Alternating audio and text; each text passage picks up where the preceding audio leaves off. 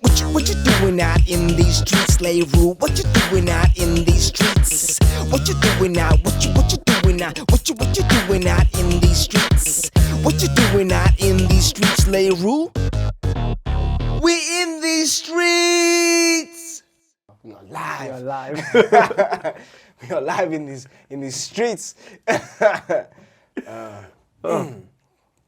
Yeah, but thank you so much for coming, dude. I really appreciate it, man. I haven't seen you since Van Riebeek was here. Was it 1652, eh? Dude, when you came on the Dromedaris, you met Maria, you know. So, but yeah, you're looking good, bro. You're looking good. Thank you. I'm trying to. I would like to keep up with you. How dare you? How dare you? Setting high standards. Yeah, man. So yeah, I tried to think exactly when we last saw each other. September 2019. Sure. Yeah. That's very specific. Yes. Shit. Because I know that's when I left Zone Fitness. Wow. That's when I left the job. That is yeah, very specific. Oh wow. So you have that date like remembered, like it was a part of your life that you let go. Yeah. Like it was an emotional farewell. Actually, a silent one. Wow. It was a silent one if you remember. Wow. Yeah, he just disappeared. Yeah. Bro. You didn't have a farewell for you or nothing. Like. Nah, no farewell workout. Wow, man. Don't like goodbyes. Eh? You don't like goodbyes. You don't want to get all heartbroken and heavy. That's crazy, man. So okay, so you are an educator, right? Yes. Which grades do you teach? Teaching grade 5. Yeah. 5. Grade 5 teacher. So how old are those kids? They are 11. So those are kids that are born in 2013. Sure. Your patience for that must be. Yeah, you need to be able to count a few times till 10 before you sometimes respond. What is that like, teaching those kids? It's actually fun. It's actually fun. So once you found your way as a teacher, then it becomes so much easier. I enjoy it. So I'm teaching math and Afrikaans and history at the moment. But there's that expectation that at that level you must be able to teach across the board, so all the subjects. But because of the dynamic of the school I'm teaching, I'm just teaching those 3 subjects. But for English and Afrikaans and history, it's across the grade. And for math, it's just my class itself. Wow, are kids, okay, you can obviously remember when you were at school, right, at that age, like compared to the kids today, can you say like, are the kids a bit more wild? Like, you know what I mean? Like, are they obedient to some extent, or are they? No, so what I've seen is, like, I know when I was in grade 5, I think that is the 1 year that I was a bit naughty on school, on private school. But back then, if we were reprimanded by our teachers, that was the end of it. We wouldn't step out of line. Okay. Whereas in today's time, the kids, they have all the rights. If they step out of line, it's what did the teacher do to prevent the child from stepping out of line. Oh, wow. So the respect is fairly out of the window in that sense. As in the rare occasion we will have parents like having the teachers back, saying that the child is wrong, that no, the child didn't study, that kind of thing. So the parents would more side with the kids most of the time? In today's time, yeah, that's what it is. Even though they didn't even know exactly what happened or the full story, they just... Yep. Yeah. It's my child, it's my child. My child's story is the full story. In your time, in your era, as a pupil at that age, was there still corporal punishment in schools? I actually did research on it recently because I wanted to know when it ended. Oh, yeah? Apparently it ended in the 90s. But I was Early 90s or? Mid-90s. Mid-90s. That was what I saw. But I was still getting a bit of a beating up until matric, which was up until about 09. What? At school? Like, I'm not talking about at home now, you know? No. At school. At home as well, yes. We don't have to bring up, the home life, but wow. So at school they used to like beat kids at school. Back, I would say it was out of love because Aw. it wasn't like a there wasn't a beating like I want to abuse it. It was literally just why didn't you do your homework? Why didn't you do that kind of thing. It wasn't I want to hurt you now, that kind of thing. And if it made me a better person, that is what I think. If I compare to those children where you can't lay hands on them because you're going to get a phone call or an email or a police officer, something like that. Has it happened before? A police officer shows up at school because of a Teachers has been reported. Cases has been made against teachers in the past already. Wow. For hitting a child. Sometimes it hasn't even been proven to be true. So, yeah, that's literally what it is. Did you ever get to that point where you lay hands on a child or? I plead the from there. Oh shit! Oh shit! Okay. Let's move on from that question. But it happens. But now, back when you like in, let's say 09 at school, right? Were they how were the beating? Like with a ruler or was it with a cane or? I like referring to it as the closest thing possible to the teacher. Even a duster, like so. Poof. Like, yeah, a duster. That was the first drone that I've seen. The drone. That's the first drone I've seen. I like that drone. So to be with a drone, with a duster rather, chalk. We'd get hit. I don't know if you remember the thick red Coca-Cola rulers. Yes. Yes, we got a few slaps of that as well. Wow. Some teachers had a wooden spoon in the drawer, especially the older teachers because they didn't conform to the whole corporal punishment thing. But honestly, if I look back at it, school time, when I was at school, I enjoyed it. Like, if we had teachers that had to discipline us, they knew exactly why. We were not going to run home either to tell our parents. Otherwise, you get another puck. Exactly. Yeah. Wow, bro. But today you can't enforce those. No, you can't lay hands on a kid. No. So what would you use in order to keep these kids in line now if you can't use that? Some kids are scared of the parents being contacted. So those kids that are scared of the parents being contacted, you can assume that they're coming from a home where discipline and values are enforced. And then there are those that they don't have a care in the world, so you can call the parents. They know nothing's going to happen to them. And then sending an email, but sometimes that doesn't help. And then the best is keeping them in for break. So literally just keeping them in for break. Do you have like detentions? Like, is that still around? We don't have it at our school, and I would say that is one of the biggest problems. If you don't have punitive measures in place, then the kids can just have a free ride. Why was detention removed from schools? Do you know? Is that only your school or all schools? I know we don't do it at our school. I'm not too sure about other schools and detention. Wow. I know detention back in our days was a thing. Yeah. Yeah, at school. I remember at my school we had 3 types of detention. There was a short, middle, and long. So depending on how many deep minutes you had. There's levels to yeah, this. there were levels. Yeah. We had like straf class and detention. So like detention is like, I can't even remember because like I can't even remember if I was in detention because I was a good boy, you know. But I think you just sit for like an hour after school or something. And straf class was, it's not a correction now, but I think straf class you have to write out something that they give you, I think detention was something that they give you, that you write out. It wasn't you had to do, I don't know how many words in this hour, but it was like, it wasn't just a normal paragraph out of an English book, but it was like it's a Shakespeare. Oh. So it was even worse. It wasn't. It was like thou doth got to detentioneth. Yeah. You know what I'm saying? Like, and the straf class was. Let me think. I don't want to lie now. It was. You had to like do it like an air squat. and hold your hands in some position for an hour. Oh my word. And if you fall over, reports were that you had to start over again. Your hour starts over again if you don't maintain your balance or something. So I think it was that. I've never been. When I got to that school, they start phasing that out because it was seen as corporal punishment. kind Oh of thing. yeah.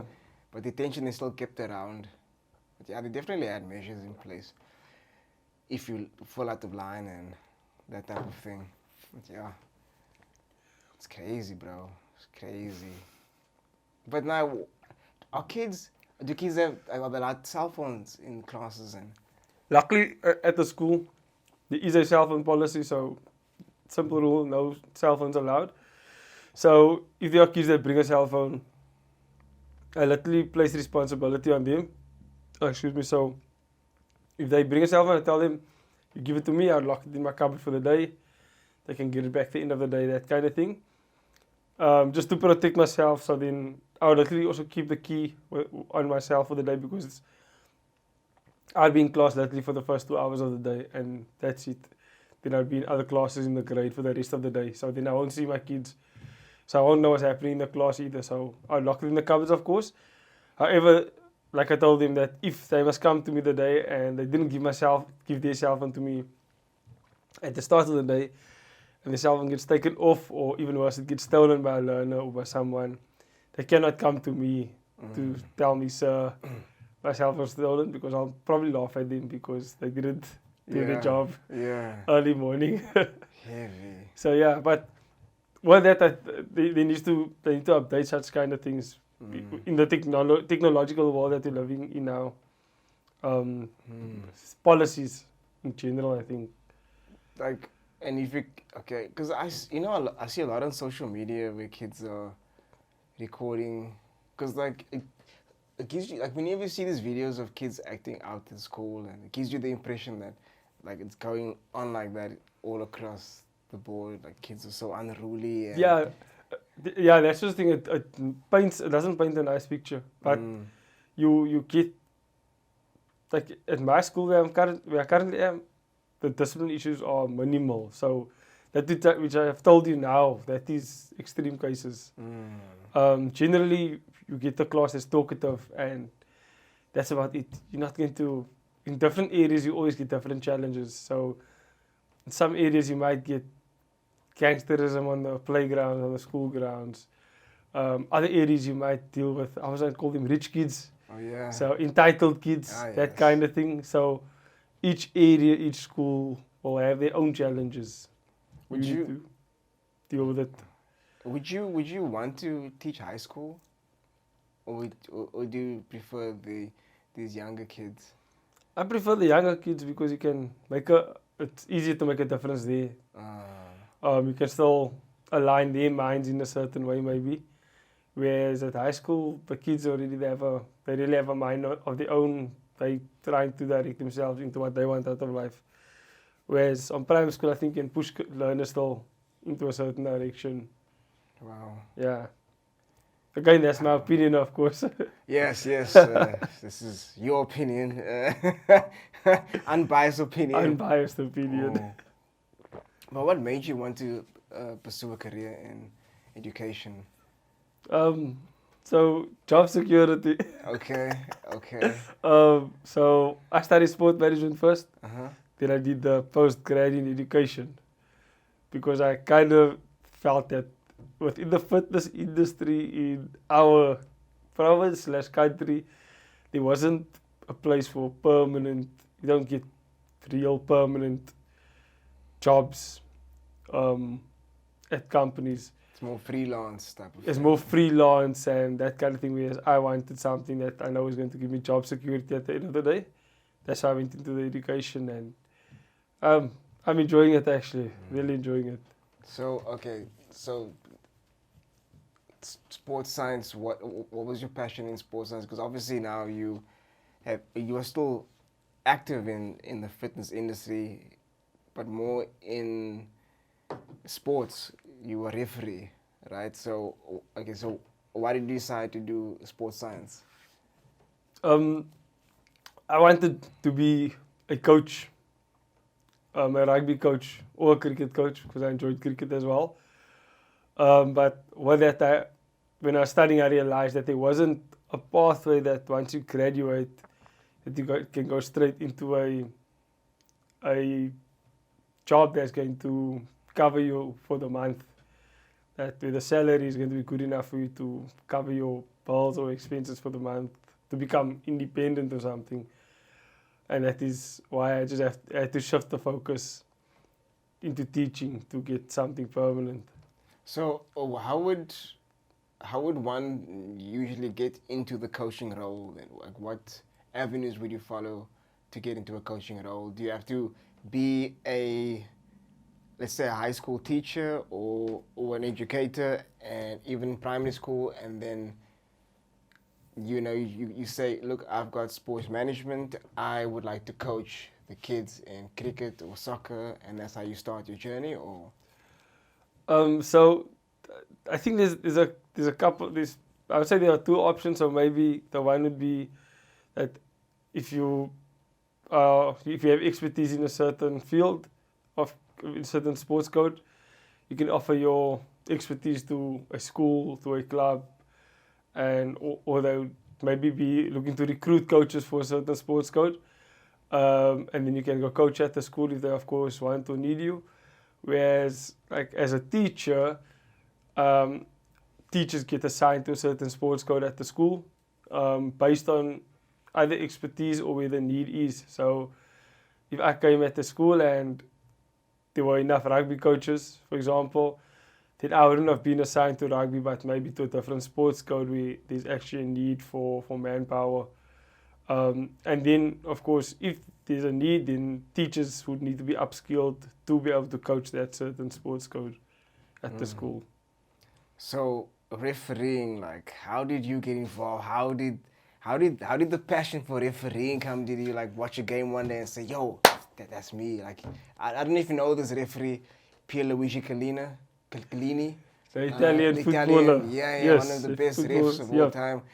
Was he one of your role models? Did you say, I see that guy, like, yo, I have to get on the field, bro. Like, that, and it was still looking good. You know what I'm saying? Like, how did that evolution happen? So when I was in school, I was seen as too small to play rugby. So you were like, Skilo, I wish I was a little bit taller. I wish I was a baller. I wish I was a baller, yes, definitely. So that was it. And then I saw an article in the SA Rugby magazine back then of a referee, which was in the same boat. And at that time, I was in matric. He was refereeing provincial rugby already. And I was like, flip, I think this is my way of getting into professional rugby, if that allows. And then, once I finished school, I still decided to go play some club rugby because I enjoyed playing rugby. But the interest of the law and the more technical side of rugby was still there, even when I played. And eventually, while I was studying, the manager of Western Province Referee Society back then, he told me, Lloyd, stop playing and become a referee. Yeah. And I was like, nah, I still want to play a yo too. Okay, ultimatum. And then like, he didn't even say, you come be an assistant coach. Yeah, just straight. because he presented a referee's course, and nice. he saw my enthusiasm about the game. However, what position do you play? I played scrum half, and then when there was a need, you want to be like a fuff, a fuff, yeah. Damn. Yeah, I just didn't have the ear for fuff. You know, like that's a good position. That's a very busy position. I enjoyed it. I enjoyed that part. So you were saying like you were a bit too small for that role, or? It was more seen because I was slipping tackles continuously. For some reason. I think back now, I probably just had a poor tackle technique because there were a couple of times where I can proudly say I made a good couple of tackles. Really? How old were you then in your rugby journey? So I finished playing when I was 21. So I played 1 year of senior club rugby. Played a bit of third and second team rugby at the local club there. Wow. Enjoyed it actually. If I look back at it, it was fun times. Did you pick up any like crazy injuries? Yeah. I injured my shoulder. That was the whole start of the refereeing journey. Once I injured my shoulder in a club friendly. Was out for a couple of months. What happened? Like, what did you? I injured the ligaments in my shoulder, so was carrying the ball. Was it dislocated? Or? No, it wasn't dislocated. Luckily, it wasn't. But it was just the ligaments were strained or sprained. You know. Mm-hmm. So you were carrying the ball, and then carried the ball, just fell on my elbow with the ball in my arm still. So of course everything just shifted up like that. So that took a few months to heal. Came back and then I picked up a concussion. That was probably the worst. In between niggling injuries, like I had a bit of a knee ligament strain. Injured my foot the year before. Can we go back to the concussion, bro? Yeah, I mean, but the concussion was the final straw. Just gloss over that. That was the final straw. How were you tackled? What happened? I was trying to make a tackle, so I saw this guy running at me, and for this match I was placed on the wing. And defending on wing was a bit different, so compared to scrum half, but all over the show as wing, you're just focusing on your side of the field really. And this guy was running at me, and the moment he was running at me, I knew, okay, flip, this guy's probably gonna step me, because I thought I could feel at that moment I was not in the right position, and him running at me, I knew he's gonna step me, or that's what I thought. And next minute I see this guy's in front of me, and I ducked down to try and tackle him, and just got my head on the wrong side. His knee got me just above my ear. And I remember the match was in Paro, so if you are in Paro at the sports field there, you see Tigerberg's heels are in front of you, of course. And I tried to make the tackle, and the next thing I remember was turning around and seeing the heels in front of me, and they were like moving in front of me. Wow. And the players from the opposition team came to me and they were like checking up on me if I'm fine. I don't know if I made the tackle, if I completed it, I don't know. Up until today, I don't know. Didn't you ask? I didn't even ask, I don't bother asking even. Bro, did I get him though? all I know is when those guys came and they asked me if I'm fine, I just told them I'm sorry. I don't know what I was sorry for either. You were just out of it, you were confused. I was gone. I know I was lights out for at least a second or two. Wow. If I missed the tackle, it was definitely, I was lights out for a second or two. And then the referee came running to me, and at that time I was qualified to referee actually. But I still wanted to play some rugby because I was also still studying at the time. And the ref came to me and he was like, okay, you must decide, are you going to stay on the field or not? Or be a referee, bro. Like, what you want to do, bro? Yeah. I was like, imagine. Deep down, I knew I wasn't supposed to play on. And the referee giving me the ultimatum, I was like, dude, I'm a rugby player. What do you think I want to do? Exactly. And I went on and I just stood up. And I went back to my position to carry on with the game. And the game was about 30 meters away from where I was laying.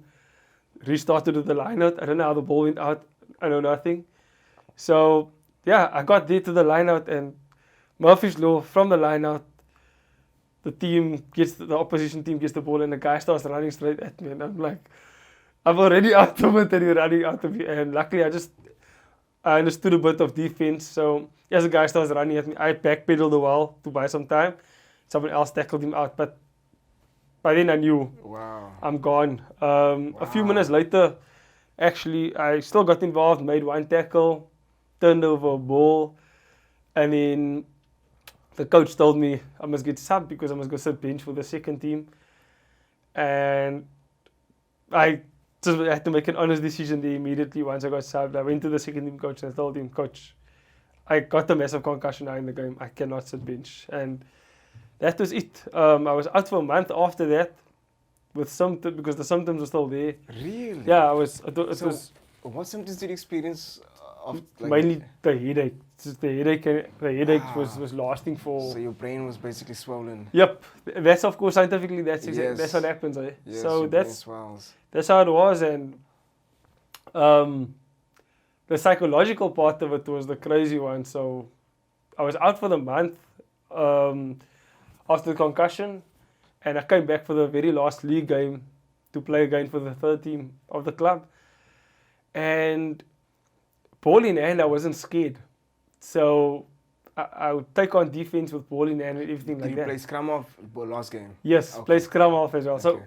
So, yeah, even in that game, like ball in hand, I was fine. After concussion, I was still fine trying to get the ball, but making tackles was a no-no. So, last league game, ball in hand, I was fine. I took on defense. I ran a bit when I wanted to, that kind of thing. But on defense, I realized psychologically that's where the concussion hit me big time, because I clearly remember this guy running at me in that game, and I was like, "Flip this guy! I'm gonna smash him."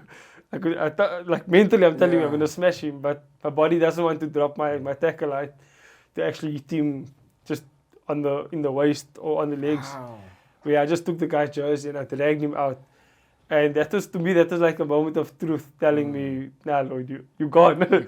You gone. And that was it. That was the last time I played Wow. How long ago was that? That was 2013, so 11 years. Wow. Do you miss it? No. Not at all. You don't No, miss the not game at all. No, so when I referee these days and I see the impact of the collisions, I'm thankful I don't play anymore. Wow. There was this guy I met in the sauna, like he had this massive scar on his shoulder, man. And I asked him like, what happened? Bro, like homie went through, I don't know how many like operations and I don't know what else, and both shoulders, like, and his knee. And I asked him, bro, how old are you? Like 24. Oh my word. I was like, yo, you're still young, bro. And he's still playing. It's like, wow, it's crazy. Yeah, guys pick up serious injuries these days Crazy. from a young age. It's crazy, man. Rugby is fucking dangerous. No, it's not. No, it's not. So you don't think the impact of concussions has an effect on their life later on in their life, like linked to Alzheimer's and dementia and the injuries that they might experience, you know, like leg breaks or I don't know, operations on the knees and stuff. You don't think that's has an impact later on in their life? It definitely does. I think it's the risk you take. It's what you sign up for. As with any sports code, I think. With rugby, there's of course there's a variety of injuries that you will pick up. Like you say, from leg breaks to concussions. Same like boxing. Boxing's a big one. Bro. Boxers and concussion, of course, and broken hands. That shit, boxing is wild. It's But the same. no, look, I think what they're doing today, in this modern era, so to say, it's where they have the concussion tests. And, Yes. and That helps good. a hell of a That's lot. good. I Helps think a hell when of a lot. when the science started coming out and they started doing more investigative work with regards to injuries and concussions, I think it's a good thing, man. You know, looking after the player's health. Yeah. Because I mean, Yes, like that's you said, important. a player would just say, "I'm ready to go," and I'm they ready. don't care. Yep. And knock after knock in the same game. They have like 4 concussions possibly, and I mean, the brain is so sensitive. Do you know, like, you can even get concussions from like jet skis. The moment your brain shakes, it causes a concussion, even though you might not experience symptoms. But if your brain shakes in your skull, that's already a concussion. It's wild, you know. It all just varies from the degree of how bad the concussion is. Even like hitting a soccer ball. Like, I always wonder that. it's Like, crazy. those balls are kicked at quite a high speed, and if you hit a ball that's coming directly at you, Yeah. I fail to understand how But those guys do it. But yeah, there's always some risk Yeah, with the reward type of thing, and if you love the game, if you're passionate about it, you know, you're gonna do whatever it takes to keep playing, and yeah. you know, because you love it so much. On that, I think the lawmakers of today, they are doing, I believe they're doing everything they can to make the game safer. So recently over the years, like you said, they have the concussion tests. On amateur level, if a guy shows symptoms of a concussion, he's off completely for the rest of the game. So he's done. He can rather be cleared off the field by a doctor and he can play next week again than rather having just stayed on the field and he actually has an actual concussion and he shows some serious injury later on during the game actually because of the That's good, concussion. man. That's really good. And then now, even recently, most recently, they have the tackle height, which has been dropped for amateur rugby. So now the guys on amateur level are not allowed to tackle higher than the sternum. Wow. So that is, it's all helping the welfare of the players, of course. Sure, man, that's crazy. So okay, this referee course that you did, right? How long is that course? So, to start refereeing, you need 2 qualifications. It's what is called the Box Smart course. So, Box Smart? Yes, Box Smart. So, it's a course that is in line with all safety with regards to rugby. So, anyone involved in rugby actually needs to be Box Smart accredited. So, back then it was a face-to-face course which you do 3 to 4 hours where you are educated on different safety aspects of the game. From the ground that we are playing on to player safety itself. And today it's now being done online, so you can do it in the comfort of your home online. And then you need to have the World Rugby Level 1 refereeing or officiating certificate. So that is also about an 8-hour, 1-day course that you attend.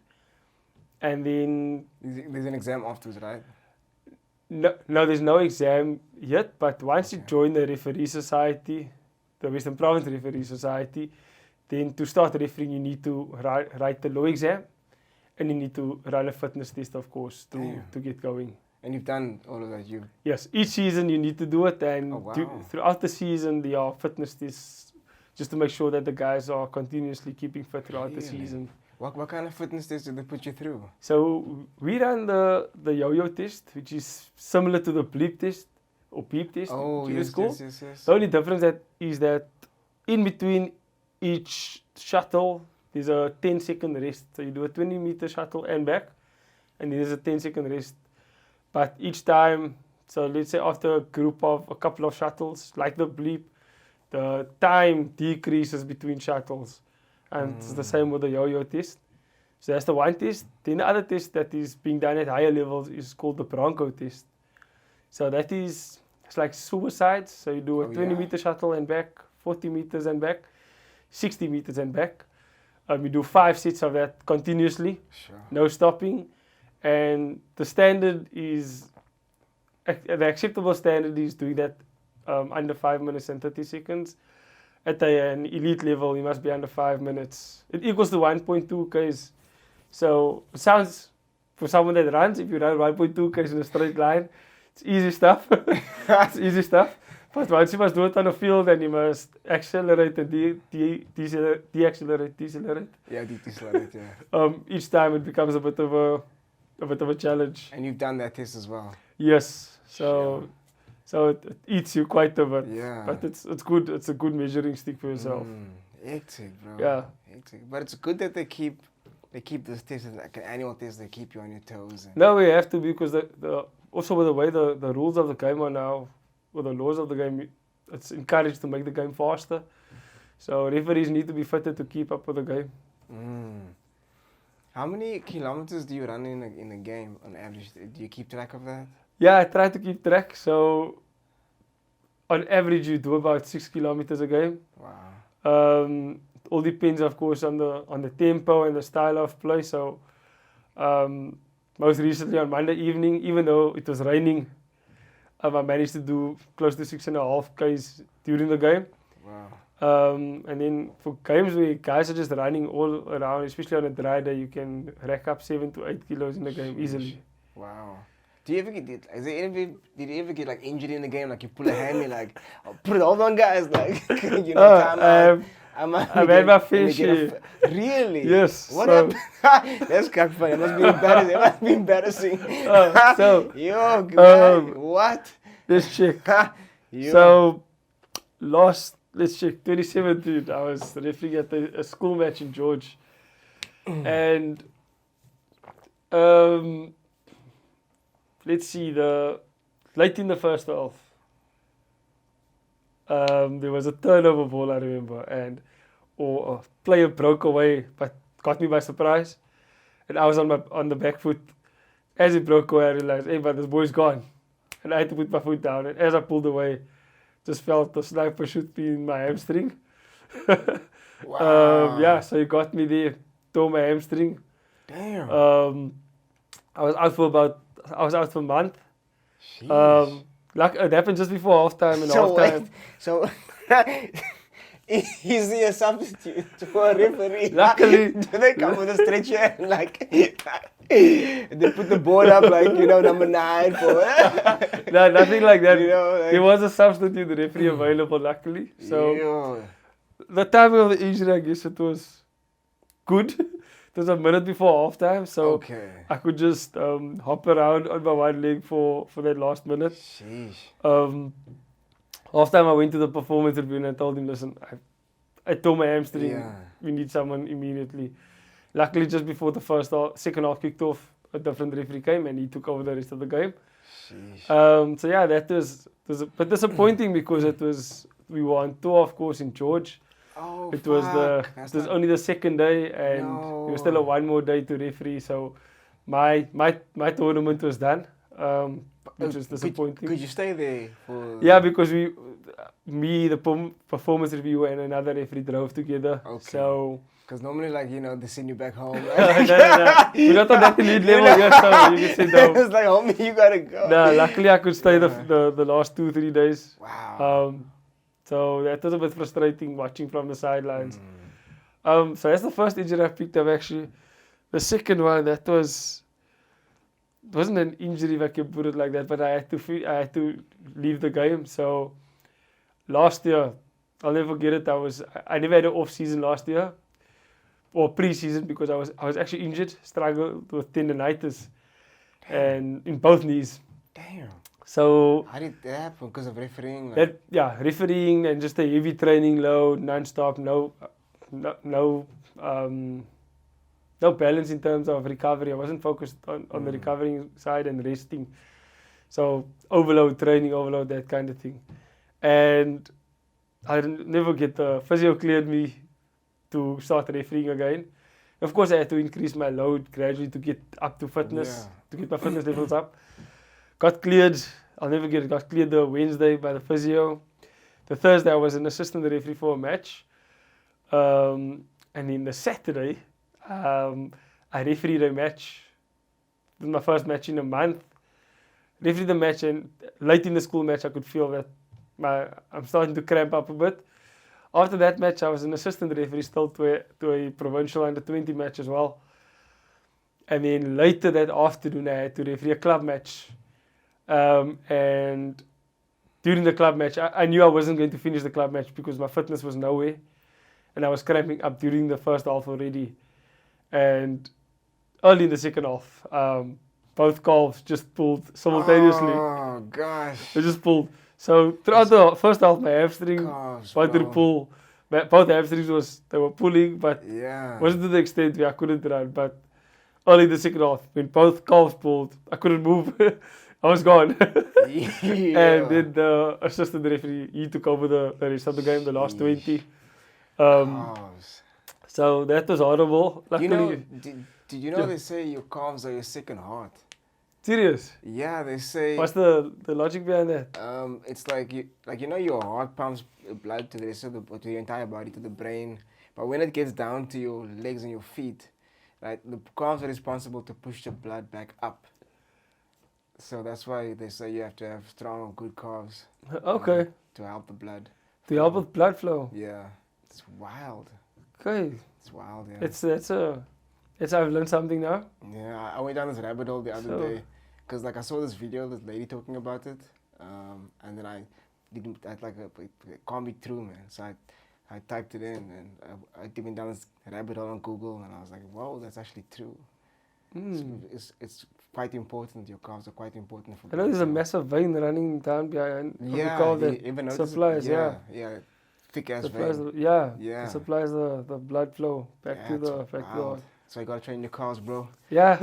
Even though they'll never grow. Have faith. Have faith. Have faith. So yeah, that was that. Luckily it was just cramp, so with some fluids and everything like that and stretching and recovery, I was back on the field the very next 2 days later. I was back on the field refereeing an under-20 rugby match again.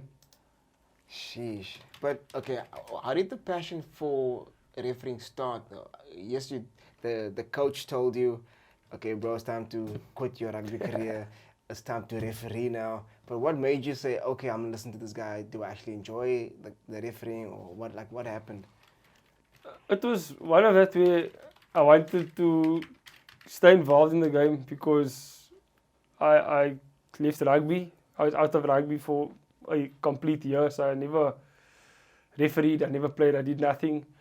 So when I started teaching, that was also when I took up the refereeing. So I started refereeing the school games and the club games as well.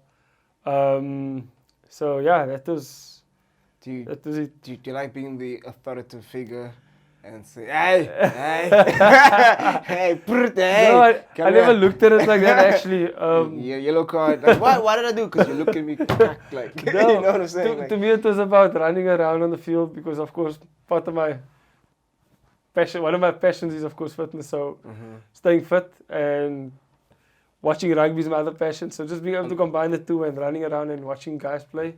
Okay. You have the best seat in the house to a rugby match. Yeah, you do have the best seat in the house. Just on that casting, the calf muscles are your second heart, squeezing veins in the lower legs to help return deoxygenated blood from the feet back up towards the chest. It's wild, eh? Okay. It's wild. But yeah, No, I just so wanted to mention that. I'm going to read up on that one actually. Yeah. Read more into it. Yeah, you can. There's a lot of information about it actually. I just thought I'd mention that. No, it's good you're telling me about it. Okay, so you went down. Okay, is he only a rugby referee? Is that correct? So yeah. Within rugby, I'm actually coaching, of course, at the school where I'm teaching. Wow. So which was it under age groups? Yeah. Under 11 and under 13. Really? Yes. So wow. How's that going? The coaching so coaching and you're refereeing. I'm coaching and refereeing. Yeah. So the coaching it's tough, but when you see the boys starting to grow and excel a bit, then of course it's quite rewarding to see that.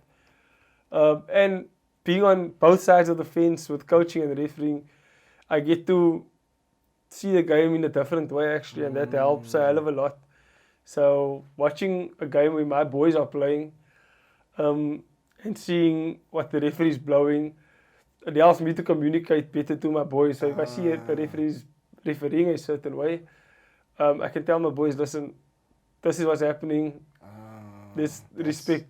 Let's adapt. That kind of thing. That's interesting. At the same time, I can coach my boys to the laws of the game, which every coach should actually be doing, and that helps them understand the game a bit better and helps them concede a little less penalties. What's your coaching record like? You know, like is it 5 wins, 2 losses kind of vibe? Like, you know. We actually have our first game for the season on Wednesday. So is it? So we'll see how it goes. Okay. Still pre-season, of course. Nice. So wait, this is your first year coaching now? No, I've been coaching now for the past 8 years. So what? Yeah, at the schools we have taught. We have taught. So that's amazing. The school where I currently am, it's been a bit of a struggle because soccer has dominated for the majority of the time that I'm there. Interesting. Whereas rugby, this is the first year where I can possibly pick 2 under 13 teams, so that's how much the rugby has grown. Wow. Whereas when I started there back in 2018, we couldn't even field a full under 13 team. Wow. So we could only play 7-a-side rugby, or we would send our boys to other school close by to go play for the other school's B teams to get some game time. What do you think is responsible for that shift? It's just the interest in rugby has grown tremendously in our school. You think it's possibly because of the World Cup? Definitely. In that time, we've won 2 Rugby World Cups in our country, so that definitely plays a massive role in it. So the boys see that there's a different pathway to professional sports, not only through soccer, but through rugby as well. And yeah, that contributes a lot to a number of the boys starting to play rugby. That's amazing. Why do you enjoy more, coaching or refereeing? The refereeing, I must say I enjoyed the refereeing a bit more. What about it? I mean, you are doing what you wanted to do, and now you like you also refereeing, but now why is refereeing taking that preference? So with the refereeing, if I mess up on the field, it's my fault.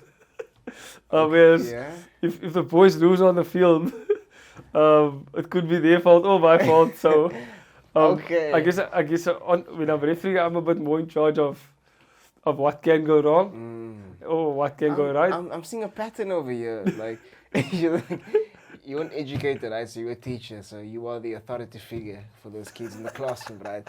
In the refereeing space, you on the pitch. There are two teams, and you are once again the authoritative figure. And now when you're a coach as well. So what is going on, bro? Like, do you have this control complex? Like, like I'm in control. Like, Oh no, only thing I'm missing is a police uniform. no, actually not, because if I look at my coaching style, because of course there's different coaching styles. You have the authoritative coaching style. There's the I can't get the other words now.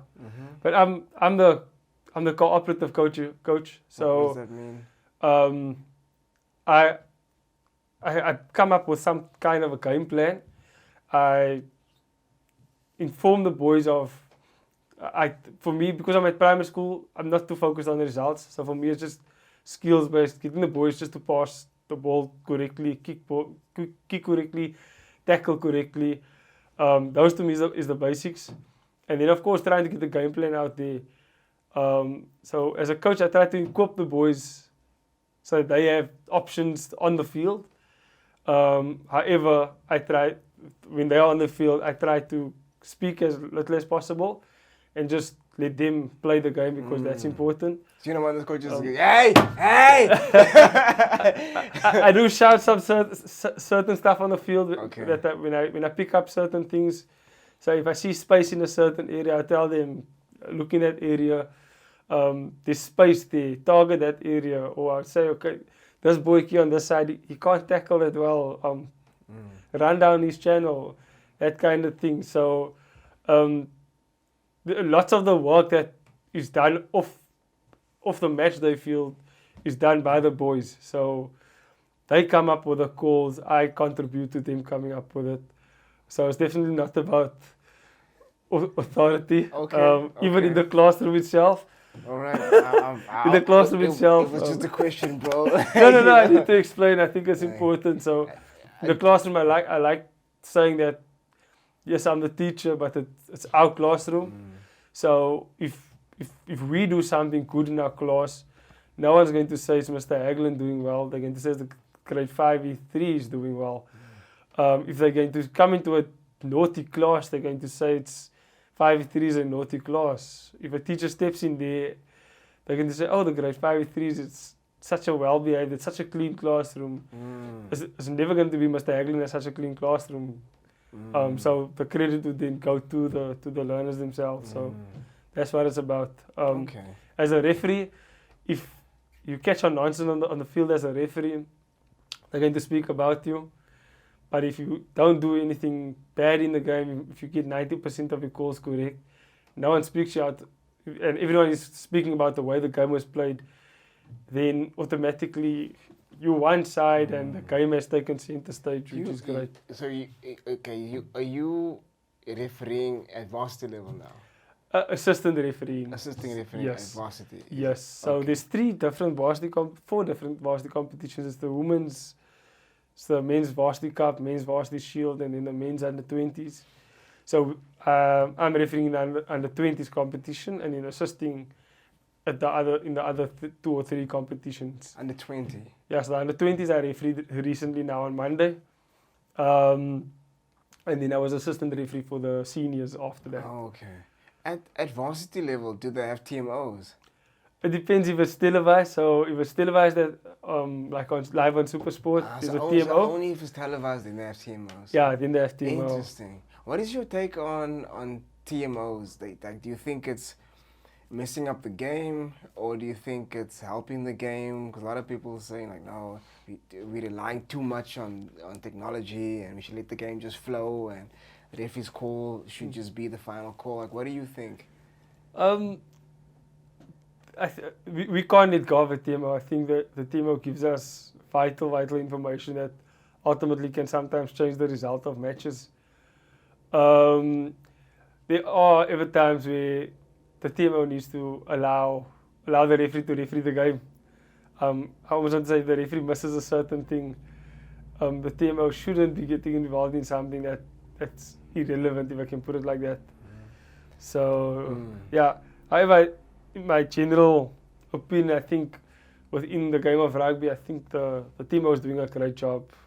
We need the TMO there. It's like, did you see when we beat New Zealand in the final, and I think it was the New Zealand's coach was talking about, because obviously there were tight calls and it went to TMOs and try were disallowed and that type of thing, and he was saying, yeah, this TMO thing, it's getting out of hand and blah blah blah. Like, do you disagree with that opinion with regards to the TMOs? Like, because if that wasn't around and the referee's call stood, we would have lost that game, because it was only 1 point in it, right?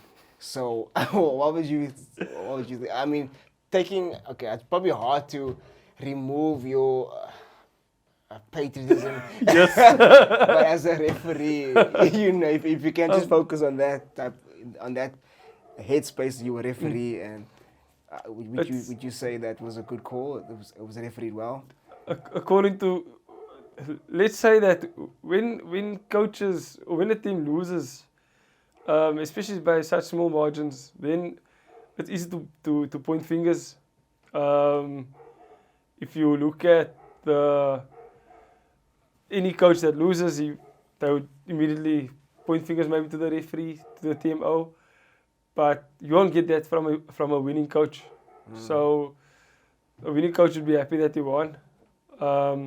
Maybe here and there you would question some refereeing decisions, whatever. But you'll be happy with the result, especially, winning a World Cup final. But when you're losing the game, it's a bit different. Then you'd say, no, there's no place for TMO this, TMO that. It's always a losing team that would bitch and whine about something. Yeah. Yeah, I get it. So true. You don't hear the winners complaining about that. No. Yeah, so true.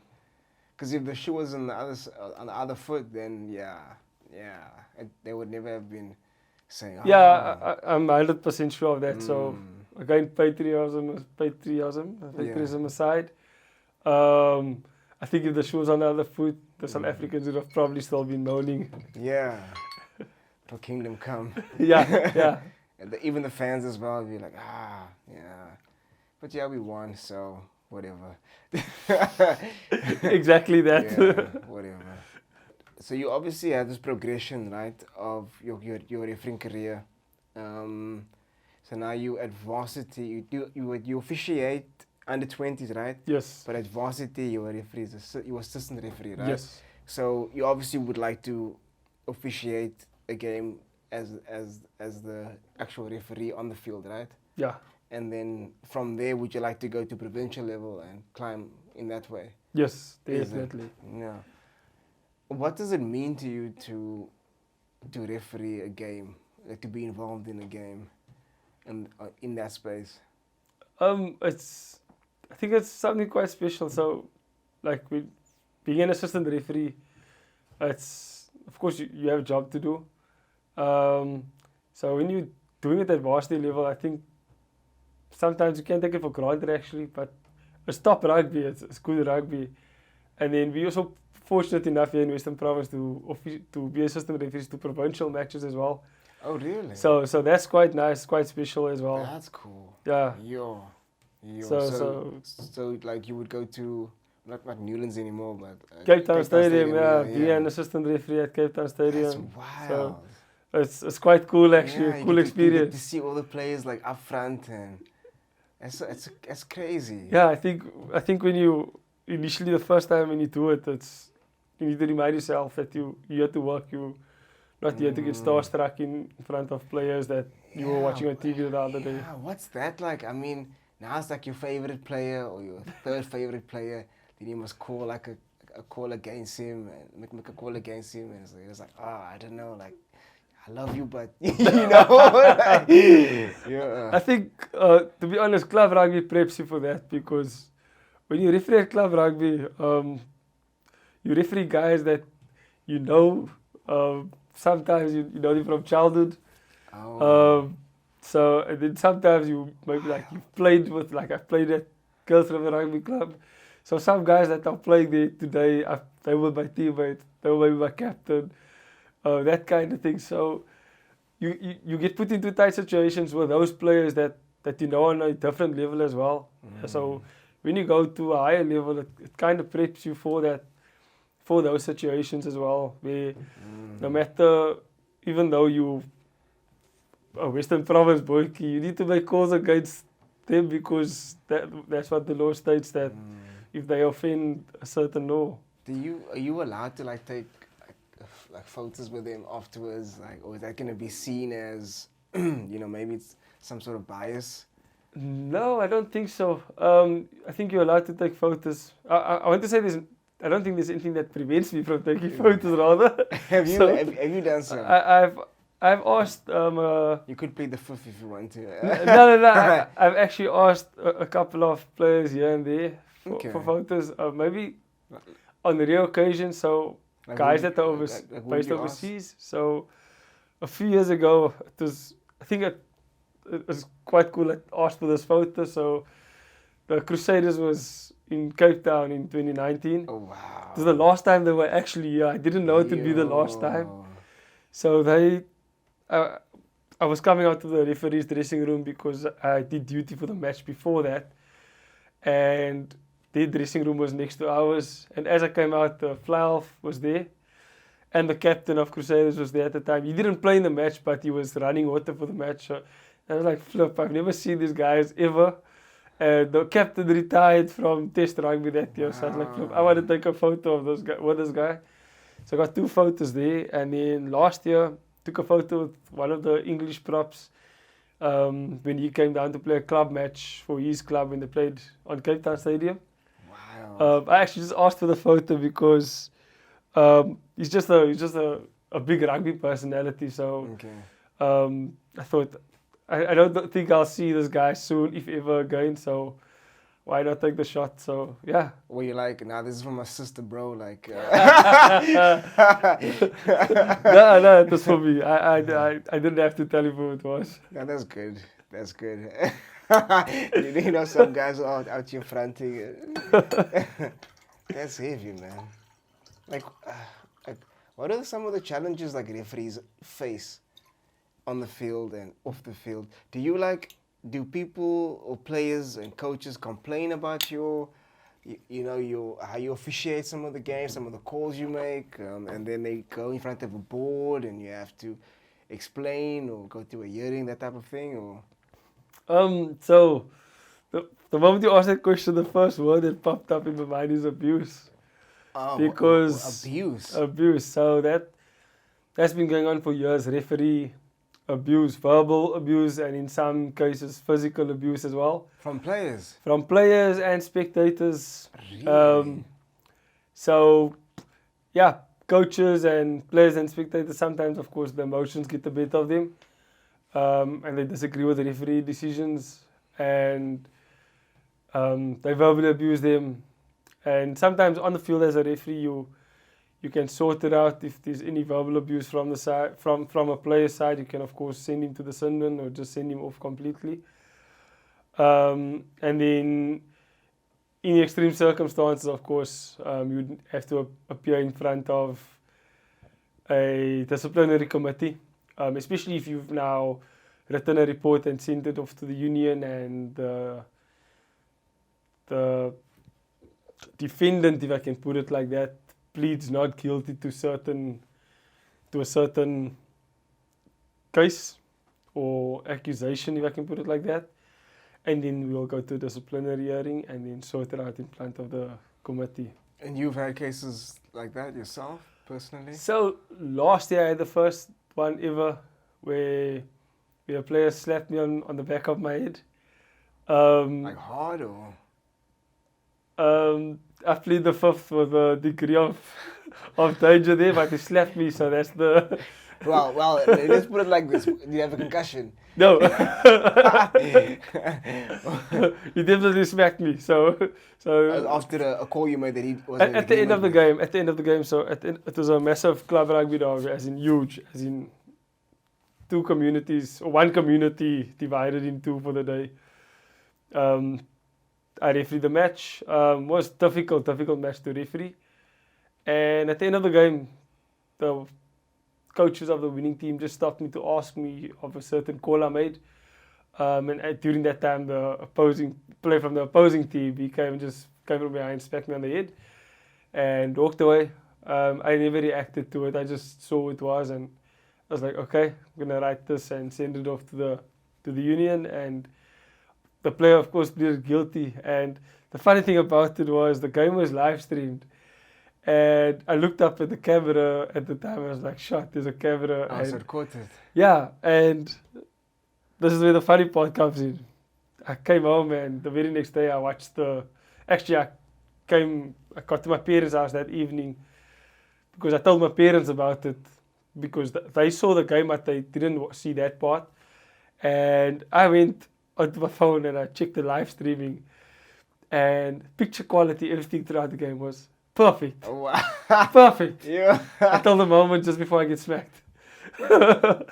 What? And immediately after I get smacked, picture goes normal. What? So me writing the report, it was my word against his. Yeah, and luckily But he pleaded guilty. he pleaded not guilty, and that's why we also had to go into the disciplinary hearing. So yeah, that's my first time in 8 years of refereeing that I had to appear in front of a DC. Because of that, I've given red cards in the past where the players pleaded guilty, so I never had to appear. That was the first time I had to appear, actually. So, And then, yeah. What was the outcome? I wasn't made aware of the outcome. I know the player was banned from rugby. I don't know for how long. Oh, wow. But that was the sanction that was dished out by the So union. it was in your favor, at least. It was in my favor, yes. Wow. So, Sheesh. yeah, it's a tough job, and Streets are wild. streets are wild.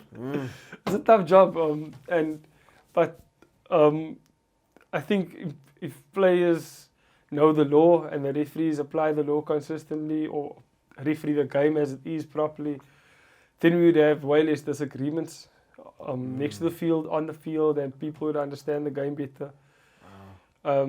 So yeah. Do bad calls ever like play on your mind? Like you get home and like for like the next week you're like, fuck, I shouldn't have done that. Like you go into the spiral of depression, and then like, how can I make amends on this call? How do I not make that again? And because like it's real time, you don't have like the team to confirm your decision. Yep. Only afterwards you're like, oh shit, I should have. So how do you deal with that? Get over it. Just fuck it. Next game. Next game. In the past, I would linger on calls that I've gotten wrong. Luckily now with especially at club rugby, all rugby these days are being live streamed. So we have the opportunity. Okay, if we make a mistake, we have the opportunity to see what the mistake was, and then we can learn from that mistake. So luckily these days, like I try to build relationships with coaches so that if I made mistakes in the game, the coach can maybe in a good way show me, or in a nice manner show me what mistakes he doesn't, or what calls he doesn't agree with. And if he was correct, then I can see what I did wrong and learn from that so it doesn't happen again. And so it goes both ways, I guess, where players and coaches can go back on footage and see this is why the referee penalized us. Okay, that we shouldn't be doing this, and it benefits both parties in the end of the day. This just popped in my head now. I think it's a good question. Like, do women like referees? Like, you know, do you get like women coming up to you and say like, hey, because you typically in a uniform, and you know, like, because obviously like the players get all the women's, but now, what about the referee? Like, what's a referee pulling out these days? You know what I mean? I would say the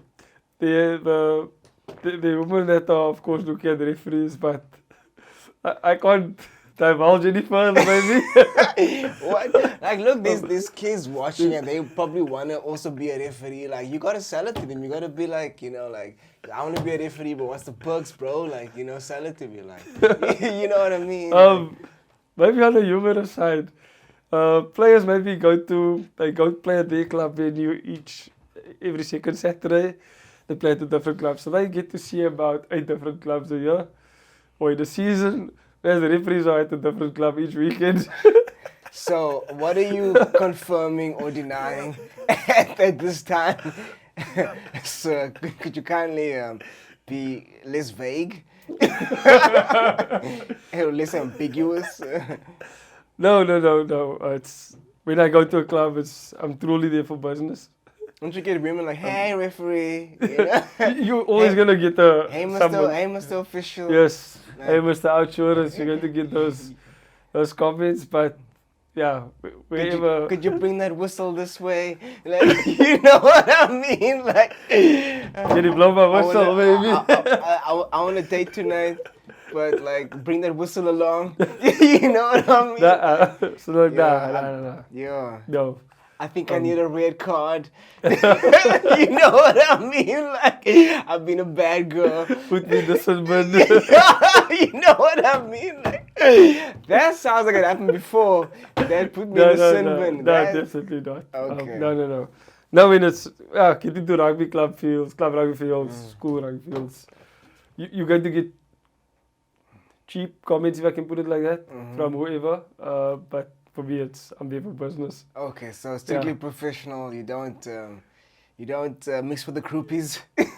No. After the game, I don't mind having a drink or two with the players, the coaches, whoever. That to me, it's about building the relationships. Yes. But you don't date the women who. I'm of the opinion that if there are ladies next to the rugby field, they are there to watch the players. So, but what if, you know, they have a thing for referees? You know what I mean? Got a thing for their whistle. Then they need to make an appearance. Could you blow my whistle? You know what I mean? Then they need to say that they are there for the referees because, if you see a female next to the field, you know they're most probably there for the players. That was just a question that popped in because I never thought about it in that perspective. But okay, at least we have some ambiguous answer there. It's okay. You can tell me off mic. It's okay. Wild. Okay, so there's no like law to say anything that prohibits you from having a drink or chatting to like in a friendly manner with coaches and players after the game and. No. So prime example. Yesterday I refereed a club match and. As I was leaving my change room, I walked past the losing team's change room and I saw the captain and 2 or 3 other players there.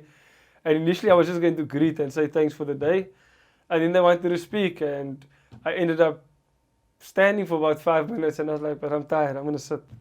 And I sat in the change room talking to them and another player came in with 4 beers and offered me a beer and I was like, okay, I'm going to have one. Wow. And we were chatting about the game and the captain was replaying certain things in his head of what happened in the game and what called, and we could have a good discussion about it. And eventually after about 30 minutes, I left, and I wanted to go greet the other coach at least, and got to the other coach and we had a long discussion about the game. He was also a Division 1 referee as well, so it helps that he understands refereeing as well. So we had a long discussion about the game and about certain calls I made, and there's lots of learnings to take out of it. So he's actually sent me a clip of something that happened in the game already, so which I can learn from already. Yes. So later on tonight, maybe I'll go check on YouTube what things I can learn from the game. That's cool. So those discussions after the game, I think I've grown to to see the importance of it. That's cool. Because normally you would assume, like, if you're watching the game on TV or something, there'd always be this, I don't know, this sort of prejudice towards the referee from, like, not me as a spectator, but watching the game, they could see how they would, like, cast out the referee and this and this and this. So it's good to see that you can put whatever happened on the field aside and you can chat afterwards and learn from calls. Maybe it's the wrong call, maybe it's the right call. Maybe you can educate the player. This is why I said this is why I did this is why you're in the sin bin, this is why you were offside, or whatever the case may be. So I think that's healthy for the sport. It's healthy for the sport, 100%. By building that relationship, there's no gap in between the laws and the referees, the coaches and the players. And the way I view it is ultimately it makes a better spectacle for the people that gives up their Saturday afternoon to come watch club rugby. Because, like, when you watch the game, it's all you always have this perception, or for me at least, it's like there's the referee. He comes on the field, he does a job. Afterwards, he makes his way as soon as possible off the field, and they don't talk. They don't like. There's no. It's almost like there's this wall. It's like like player, referee, don't mix kind of thing. Yeah, I almost want to say that. I believe that there are still a couple of walls. Oh, really? I believe so, where I think in between referees and players and coaches, there's still not synergy like it can be. Because maybe sometimes a referee feels, but I'm right, I'm always right, no matter what. Or the player feels, I'm right. The coaches, my player's always right. Yeah. Whereas we need to find a mid ground, if I can say, common ground where you can say, and we're all adults in the game, so we need to say, listen, I was wrong here. Yeah. You were right there, that kind of thing. So the more we break down those walls, the closer the relationship will be between the referees, players, and coaches. Yeah, because this is the first time hearing now that you as a referee, as an official of the game, actually has like a moment with the teams afterwards. Like, I've never heard of that before. Yeah, it's very, very important. I've done it. I've started doing it frequently last year for the first time, if I can put it like that. Wow. And this year as well, I kickstarted it already a few weeks ago. Wow. We have gone in to go speak to the players after the match. Again, for me, it's about the relationship building, so that the next time I come to that club, we've left the last time in good space. So by the time they see me the next time, they know the expectation, they know what's expected from them already. So, is this? Do you hear of cases of that, like post-match chats from other referees as well, or like are you like the only one that you know of? No, there's a couple that I know that are keen on having a good time with the players after the field, having a chat with the players and spectators and coaches after the game. By doing that, each referee rather, they're building relationships wherever they go. So I almost want to say, by me building that relationship in between law and the players themselves, it makes it easier even for my fellow referee coming to referee that same club next week. So if we are all on the same page, then that clubs will adapt, or the referees will adapt to what's happening on the field, actually in a better manner, again making it better for those people watching. How come I've noticed even in soccer, soccer and rugby, when it comes to the top levels, let's say, for example, soccer Champions League or World Cup, and rugby, it's either the Rugby Championship or the World Cup itself. The officials in the game, or part of the game, officiating the game, they're always like older. You don't get young. Like, I won't say like I'm like in the 20s. You know what I'm saying? Like, it's always like 40s, 50s. That referees at the top level. Is that because you have to build the number of games in order to referee at that top level to get experience, or is it just how it is, or is it like courses that you can only write at this age, or like how does that happen? It comes down to the keyword emotional intelligence and your maturity. So you can be a 28-year-old and you can be able to referee at a very high level of rugby or at soccer. If you can take the pressure of that level. Many a time, and that's like you say, the key thing is you're seeing people late 30s, in their 40s, sometimes even into their 50s refereeing at that high level because they have the emotional intelligence to deal with the pressure at that level, at that age. Whereas back when they were 21, 22, they might have been fitter and faster and everything, but they didn't have what it took to deal with the pressures of the game. That's interesting. So so let's say you at this stage, you assistant refereeing at varsity level, right? And you officiating as the referee at under 20s. So let's say you want to now referee a box game. How do you go from there to there? You know, from where you are now to a box game. Okay, so there are referee societies. I want to climb that corporate ladder. You know what I'm saying? You want to climb that ladder. So there's in each referee society, there's different divisions, levels of refereeing, and then of course SA Rugby oversees everyone.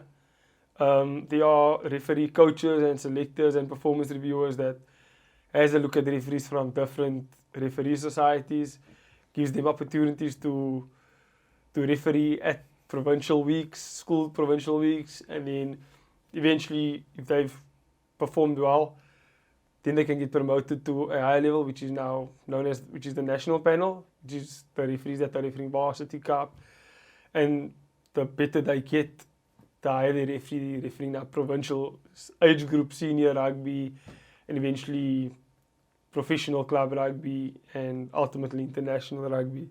So it comes down to getting that opportunity from referee performance reviewers and selectors, and then just when granted that opportunity, taking that opportunity. So there's like a selecting committee. Yeah, you can put it like that. Like, it'll be like watching Yeah. referees and says, okay, Lloyd is on point. I like the way he refereed last season. Let's move him up to like this level and this. Yes. Interesting. But what if, okay, are they vigilant? Do they actually are they scouting constantly? Do they come to games? Like, how do they normally? Because I mean, I don't know how many of them there are, but these games happening all over the country, you know. So how do they actually select them?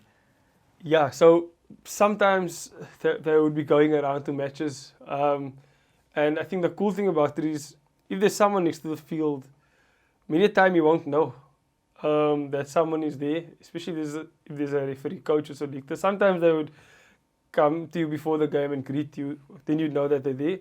But sometimes, not sometimes, it's always best that you don't know they're there, so that you can just go out and do your thing on the field. So that if they pick up things in your game that you're officiating, they can see the raw thing that there is. So what abilities there are, what needs to be changed, so that if you come off the field and this referee, coach or selector sees potential, they can tell you, listen, Lloyd, I see potential, work on this, that and the other, that kind of thing. Do you get like a letter to say you've been promoted to referee at this level now, or how do they communicate with you? So locally, we get performance reviewers coming to watch us in the Western Province Society, and we would be told before maybe a monthly meeting, okay, that we going to get promoted to a higher division of refereeing. However, when you get, if you want to go to the top division, which is Division 1, you get an email or a phone call or both to say that you are going to be refereeing your qualification games to get into Division 1. So there's extra pressure So now. then there's extra pressure. So then you need to referee 2 games on consecutive Saturdays. One in a Super C League and then one in the Super League B. Wow. Where you need to perform to get promoted, of course. Ew. And then you will know there are referee reviewers watching you because they come to both games to review you. Do you get these opportunities every season, like once a season, or is it more than once a season, or is it once every second season? How does it work? So during the season, there are referee coaches. So we as Division 1 referees, we must go out and go write coaching reports on the more inexperienced referees. And with that, if they perform good enough and we write a report that supports that, then they could get promoted to a higher division. Some guys can get promoted once or twice during a season based on just our coaches' reports. But then there are performance reviewers, which I guess you'd say are more critical. The coaching reports are there to build the referee up, if I can put it like that, whereas the performance reviewers, they are there to just point out some things that the referees are doing wrong, and they give more statistics of the game itself. And then those performance reviewers, they help get referees promoted to higher divisions as well. A referee sometimes doesn't get promoted for 2 or 3 seasons. Some because they got reviewed once and they performed well and the fitness is at a good standard. The law exam test results is at a good standard. They can get promoted to a higher division as well. So you a referee coach?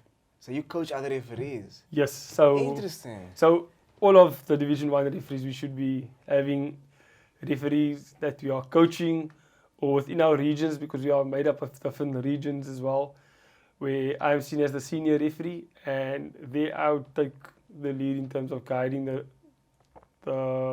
more inexperienced guys in refereeing, giving them tips and guidance to become better referees. Wow, okay, I didn't know that. I didn't know referees have coaches as well. Yes. So you can mentor the ones coming up, and yes, that's interesting. and give them advice as to how to get better, become better referees. That's interesting. Yeah. Okay. I didn't know that. Yeah. Okay, that just, I'm learning so much right now. Okay, so would you like to would you like to referee a World Cup game one day? Is that your ultimate dream? Yeah, that's the ultimate. Really? That's the ultimate. Would you get emotional? Would you cry on the field, like in the moment, like you standing there, national anthems playing, and you standing there with your referee flag, you know, the emblem that the Saru logo, because you hold that thing in your hand. Would you get emotional? And yeah, I'm sure there'll be some emotions before. Maybe being informed about it before the time, I'd definitely be a bit emotional. Oh, yeah. But I guess on the day, especially just before kickoff. How would you celebrate that? Like you getting a call up to go to the referee. To go to the World Cup.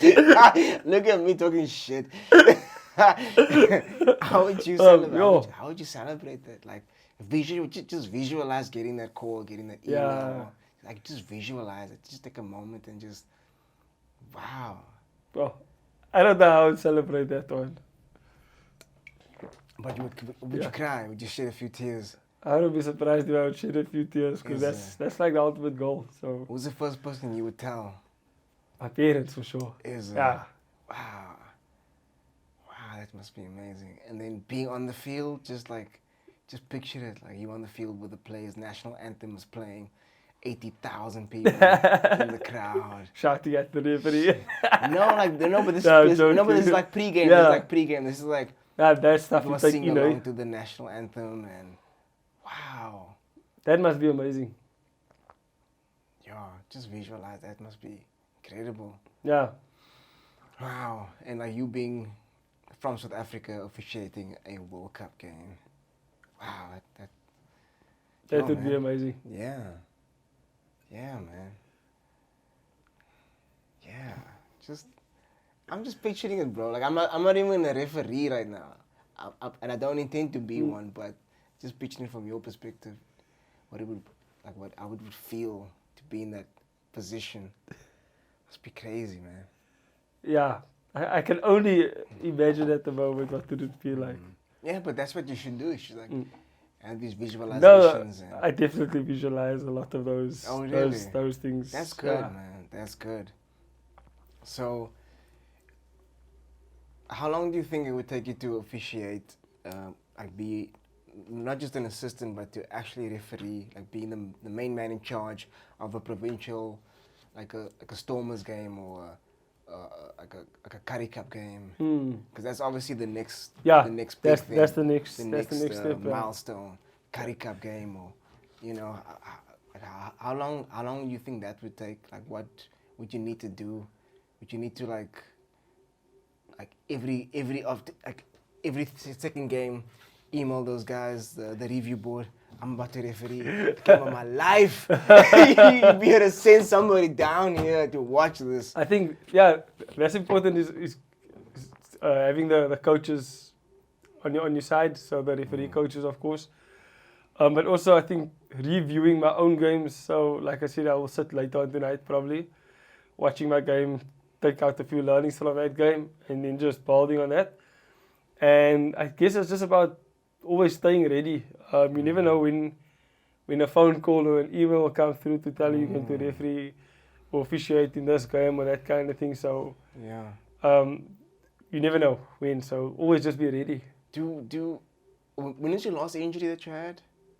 How long ago was that? Can you remember? That is the other injury I picked up actually last year in training. I was busy training. Just picked up acute Achilles tendonitis. Yeah. Kept me out for about 3 weeks. That's not a nice injury. Horrible. I would say that is probably the worst one you can get. You don't realize how much you use your Achilles. Yeah, dude. It's wild.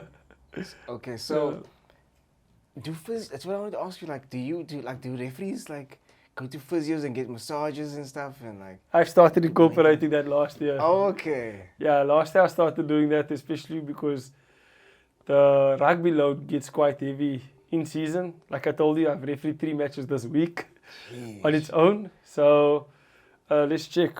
Monday I refereed, I ran 6Ks in my match. Wednesday I ran about 4Ks in my match. And I couldn't measure my mileage yesterday, but I should have put on about at least 5 as well. Wow, you watched, you said, fuck it, I'm working too hard. The rain at UCT decided that it was tired of seeing my watch, so I think it messed up my watch. Wow, that's not nice. So long term, it got to the watch. That's not nice. So yeah. So you do massage. So I just try to. So I'm planning one this week coming because I know during the March school holidays now, if I'm correct, I should be hitting about five rugby matches in that 2 weeks. At least 5 rugby matches in those 2 weeks. Wow. Of rugby. So it's going to be quite hectic. So I need to just get the body ready for it. So do you incorporate, like, how often do you go for massages? Like, how often do you do maintenance work on your body? Like, if I can say professional maintenance work, this will be the first time I'm going this year to the physio. Okay. But on a is it physio, or do you it's just massage that you do, but you go physio because there's like a niggle or something? If there's a niggle, then there'll be some physio work involved, of course. But if there's no niggle, then it will just be nice deep tissue massaging. And then myself, I try massage myself, of course, probably 2 to 3 times a week. Like, what do you like foam rolling or what? Foam rolling, I think that's almost a daily thing. I foam roll almost every day, and then once or twice a week. The night before match day, especially, I would rub out my legs with some massage oil. Okay. Yeah. Do you I don't know. Like, this is what I do. I have a massage gun. Yeah. So I use that like a lot, and then I also have got a foam roller. And then a physio told me this one time, like years ago, like several years ago. She saved me like $1 million fucking Zimdala. She told me, if you have a knot or whatever, anything feels stiff, you don't have to come to the physio, go for massage. Like, it's something that you can do. Like she said, take a tennis ball and use a tennis ball to get the knots out. So what I've done is now I use a hockey ball. Yes, because it's nice and hard and round. Yeah, especially for the legs, like your quads. It really helps. And then obviously stretching. Yeah. But I always tell myself, like, this year I'm gonna do regular massages and stuff. I go for massages, and then I never fucking do it. I never go. sometimes it helps a hell of a lot, I think. I like the whole hockey ball one. Yeah. Yesterday morning before my match, I was actually just laying on the ground in the kitchen Oh, is it? with a tennis, with a cricket ball in my glute, just loosening that area. getting So, that- yeah. because when you massage yourself, it you don't get to all the spots properly. But I think Yes. if you get the physio to do it or someone else to do it, they can hit all the correct My spots. thing is, I've always had bad experiences with massages. Ah. I won't say bad. It's just weird. Like I've always this was one example. I went to the gym. I did legs. Afterwards, I said, okay, I'm gonna go for a massage. This is a full body massage, right? Like, and you know, you lay on the table and your head's in a hole, so you don't have any concept of what the time is or whatever. So I'm laying on this table and she starts with my legs and she's like, we're at gym now. So I was like, yeah, I was at gym. It's like, did you do legs? I was like, yeah, I did legs. She's like, no, I can feel, like, because probably my legs, what do you call it, the pump was still there, man. So, bro, like, she spent 90% of the time on my fucking legs. And I wanted to do my back and my chest and whatever, because it's a full body massage. Yeah, of course. I was like, what she's done? I was like, what? I mean, an hour is gone. Like, see stuff like that. Like, you know, I feel like she got more to that session than me. Oh. You know what I'm saying? Because she enjoyed it so much with my legs, so she would just massage my legs. And this other time I went, like, this lady has a reputation for, like, you know, because normally, if you go for massage, they gentle or they don't go too deep and stuff. Like, I'm not fragile, man. Like, you know, you can use your elbow or whatever. Oh, you can yeah. Oh, put that's some good. The pressure and elbow's stuff. good. But then when I come there, then like so gentle. I was like, you know, you can go harder. It's okay. I'm not gonna break. And then they go harder, but I don't feel like they're going harder. And I'm like, man, my tennis ball at home would do a better job than, you know what I'm saying? Like, you know. And I just had some other weird experiences, bro. Like, I was like massaging my ass for no reason, like, you know, like, just weird. Yeah, that's weird. It's like, yeah, like, that's another story. And then both the 2 times getting my ass involved for no reason, like, but anyway, but that's weird. But yeah, that's why I think, like, I just always feel like I don't get my satisfaction, so to say, whenever I go. Yeah, so I was like, okay, fine, let me do it my own. Let me struggle on my own. You know what I mean? It's my hockey With your ball. hockey ball, yeah. Yeah, but I think, if you putting all that mileage on your legs so regularly, especially if it's back to back to back, I think it's important to maintain. That TLC is vital. Yeah, man. That is super important. Like, and I think, because it's not just a 5K run, right? Because now you're running, and you like, let's say it's slow pace, the game switches, so you must go from left to right, and that quick movement, that quick switching, that could cause a lot of injuries. Yes. If you're not prepared, if your muscles aren't loose, because I mean, I'm sure that's how you pull the hammy. Yeah, most probably, That change of direction. The change of direction so quickly. Yeah. I remember a few weeks ago I did my first game for the season. And the first thing I told myself after the game was my groins aren't strong enough. Because I was fitness test ready, but that's just changing direction, like in linear direction, if I can put it like that. Whereas changing 2 directions, Whereas in a rugby match, you're going forward, backwards, sideways, both ways. And I could feel the strain that my groins took actually the very next day when I woke up. I could feel it's quite tight, it's quite tender. So clearly to me that was a sign of, okay, conditioning work is still top priority at the moment. Do you need weight training as well? Yeah. Is it? Do quite a bit of weight training, more in the off season. And then during the season I do a lot of proprioception, balancing work, and some power work in the gym as well, just to keep that explosiveness in season. Okay. Yeah, man. Yeah, sounds like a lot of work. Sounds like a lot of hours in the gym, and you are getting a workout in the game also. So yeah, in the gym it's about a 45 to 1 hour, and that's it. But in season, try to keep the training load to a minimum. Intense, of course, but nice and short because it's a heavy refereeing load during the season. So, okay. Would you also want to coach rugby at a certain level as well, or is this just something you want to do at school level to motivate the kids, or do you also want to, obtain the highest accolades in that field as well? At the moment, I'm just focusing on the school coaching. I get enough satisfaction from that. And I don't see myself with any aspirations at the moment going further to coach at higher levels. But I guess if I must just focus solely on coaching rather, then my mindset might change. But right now it's just on helping at that level, improving the level of rugby there at under 11 and 13. All right, my man.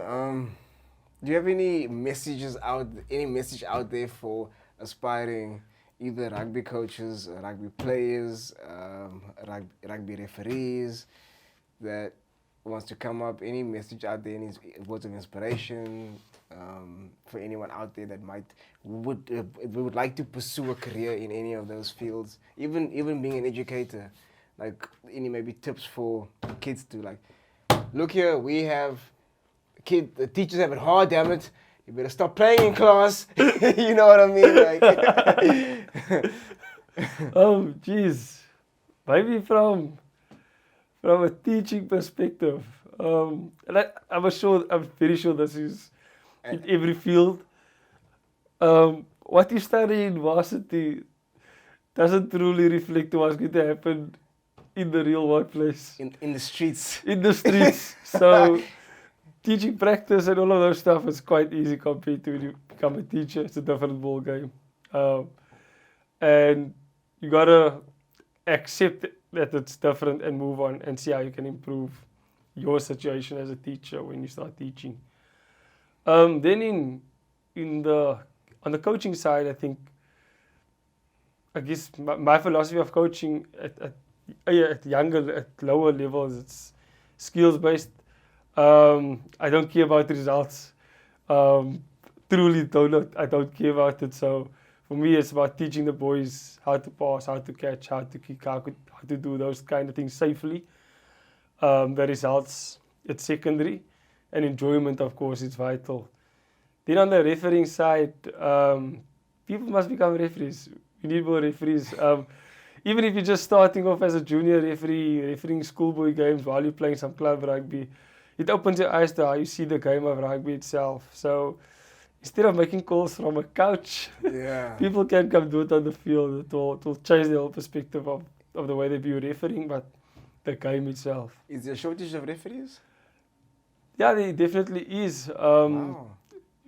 There's such a lot of rugby taking place in our province. There's always a need for referees. I can tell you now how much times I deny refereeing a certain match at the school maybe because I know my refereeing load is so heavy. Oh, wow.